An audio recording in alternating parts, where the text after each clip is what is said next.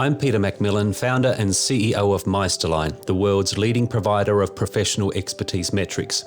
The following case study shows how measuring the expertise of lawyers using KUJI ratings can lead to better diversity and inclusion outcomes for law firms and increase the attractiveness of a firm to both lawyers and clients. We have other videos that describe in detail how we go about measuring lawyers' expertise and much more. You can find them listed in the description below, and you can subscribe to this channel to be notified when we release more. In this case study, we'll be focusing on the hypothetical mid-sized American law firm Klymer Driscoll. While this firm doesn't represent any particular organisation, it's not atypical of many law firms across many jurisdictions around the world today. Klymer has 347 fee earners, 322 of whom have had their expertise measured on the KUJI rating scale.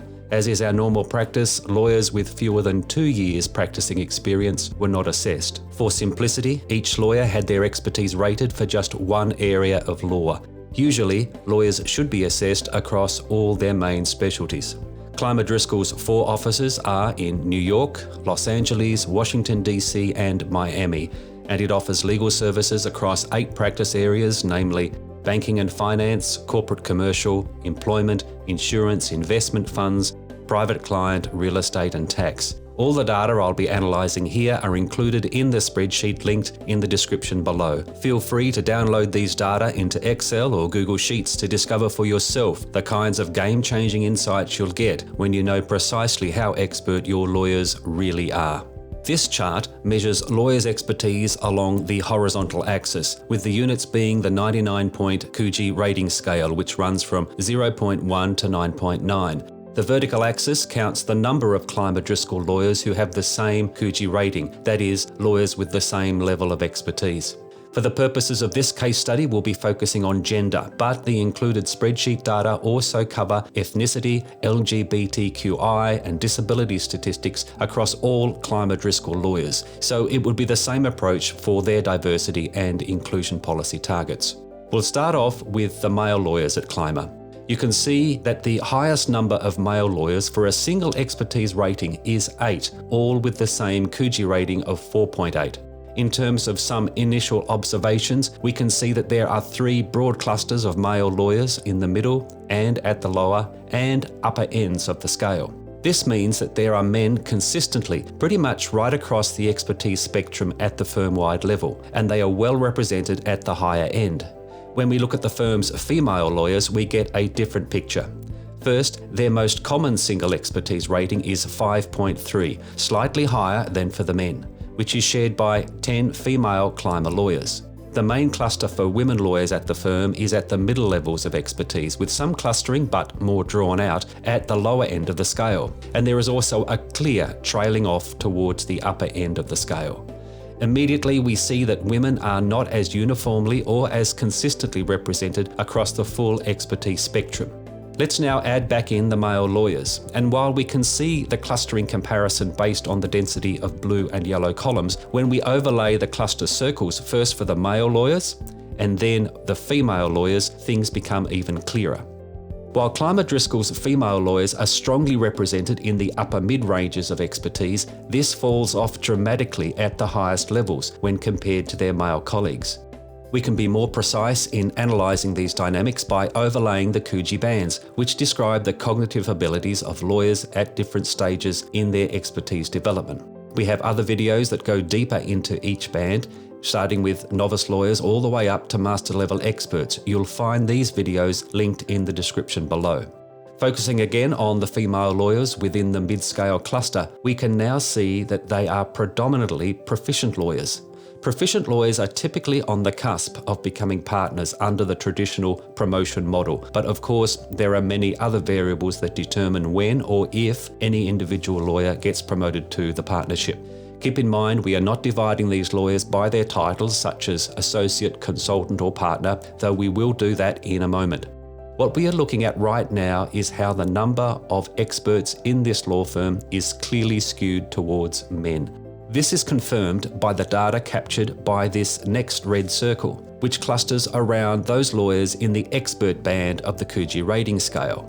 An analysis of Klymer Driscoll's expert lawyers reveals more men than women are represented within this band. In fact, if we add up the numbers of lawyers in the expert band, there are 49 male lawyers, but only 22 female lawyers. That's a big imbalance. Yet, it's also clear that in terms of capability, female lawyers are represented at virtually every point within this band, as well as in the highest master level band, which includes one female with the highest possible KUJI rating of 9.9 and another at 9.8.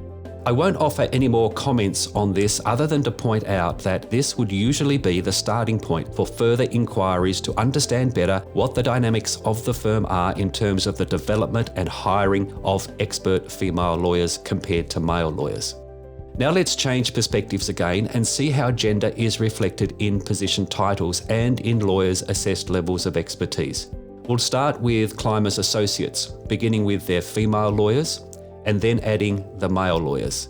Note that we aren't using the entire KUJI rating scale because associate level lawyers are rarely going to have ratings higher than 6.0, though I do see here one female associate with a KUJI rating of 6.3, which is a little unusual. Normally, lawyers with this level of expertise are recognised as senior associates or sometimes special counsel or consultants, and in rare situations, partners. Now, sometimes lawyers will be more expert in areas that they haven't been rated in, so that can explain why some lawyers can appear to be less expert but have more senior titles. But when it comes to lawyers with higher levels of expertise but less senior titles, that's more likely to suggest a systemic issue of expertise not being recognised and rewarded. It's also potentially significantly less efficient in terms of how law firms price their attorneys. The big picture point I want to make with this chart is that there doesn't seem to be much difference between men and women in how their expertise is related to their position title, though I will reiterate that the most expert associate at Klymer Driscoll is in fact a female. And if we look at the 10 most expert associates, 7 of them are women, and of the top 20, it's the same 70% to 30% split between women and men. Again, we can't draw any strong conclusions about this, but I'm starting to wonder if female lawyers are more likely to be overlooked in terms of getting promoted to senior associate. And if this is the case, why is it? Let's jump to partners now. I'll come back to senior associates because there's more I want to say about them. Already, we are becoming familiar with how this chart looks. Before, we were just looking at levels of expertise. Now we're looking at levels of seniority based on position title, but the basic picture looks similar. Just to give you some numbers from the data, there are 55 male partners and 23 female partners. This is firm-wide, so there are likely to be variations in this ratio by practice area.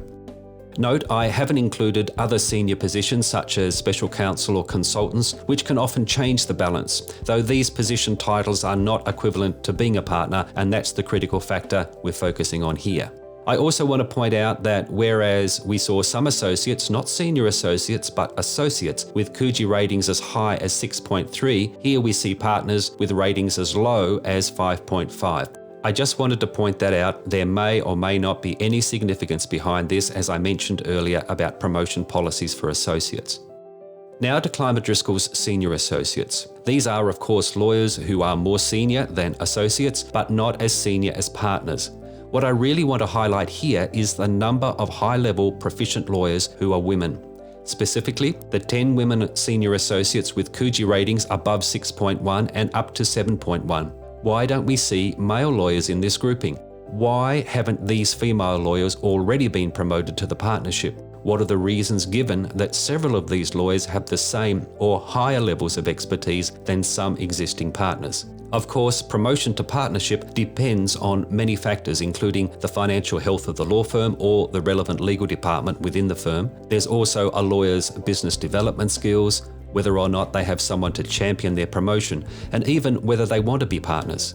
The point being that these data raise questions that can now be followed up as part of the firm's diversity and inclusion initiatives. Now, All of our analysis so far has been based on a firm-wide snapshot of expertise covering 322 of Klymer Driscoll's lawyers across each of its 4 offices and 8 specialist practice areas. While this is useful in a big picture sense, we can often get more actionable information when we break things down further, which is why I'm next going to focus on Klymer Driscoll's employment law senior associates to see what might be happening in this particular practice area.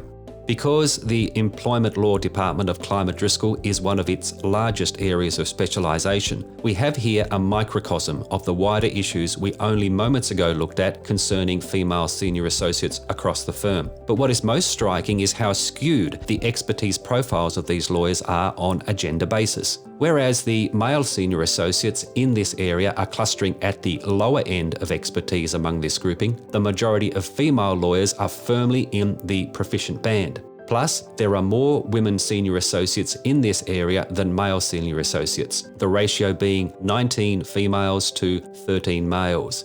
By now extending the rating scale all the way to the master level and adding in the firm's employment law partners, we get a more complete picture of what could be happening in this practice area. The female lawyers, both senior associates and partners, are predominantly clustered in the proficient band, while the male lawyers are mostly in the expert band. This suggests that there is very likely to be a talent management issue here, one that's adversely affecting the number of women lawyers who are joining the ranks of legal experts. I want to emphasise that the focus here is not whether or not Klymer should promote more women to its partnership. Rather, what we've discovered in this case study is that Klymer Driscoll lacks women experts regardless of their position title, while at the same time there is no similar lack among its male lawyers. It's not just a matter of giving more women more senior position titles. That by itself won't change anything at the expertise level. Ultimately, clients want expertise, not titles, and many specifically want to hire lawyers who are women or from other minority groups. If titles are used in an attempt to satisfy this demand without basing them on objectively assessed levels of expertise, it's just going to be papering over the deeper problems that exist. Lawyers, too, need to know that their expertise will be developed and valued the same as their colleagues, regardless of the genders with which they identify, their sexual preferences, physical disabilities, or any other diversity or inclusion factor. And for law firm managers, the existence of gaps among female or minority lawyers across the expertise scale should be cause for concern from a human resources and financial performance perspective. Tracking changes in these areas over time will provide concrete evidence of how effective Klymer's diversity and inclusion policies are and where improvements can be made. For instance, is the firm effectively addressing the needs of its 61 female lawyers with expertise ratings between 5.0 and 6.9, particularly those specialising in employment law who aren't progressing to the higher levels of expertise that their male colleagues are? It could also be informative to look at the compensation packages for these lawyers. By analysing differences there between women and men who have the same levels of expertise, some extremely useful information could be gathered for further analysis. The key takeaway from this case study is how we can better understand diversity issues in law firms when we know how expert their lawyers really are. We can then work to ensure that whether a lawyer is male or female, LGBTQI or not, or if they have a disability or are from an ethnic minority or face some other barriers in their careers, they will still be given the same levels of support and rewards that their colleagues get. If you'd like to learn more about the KUJI rating scale and what we do at Meisterline, we've created a series of videos covering the origins, mechanics, and applications of KUJI ratings and our other professional expertise metrics. So if you haven't already done so, make sure to like and subscribe and connect with us on LinkedIn and on our website at meisterline.com. Thanks for watching.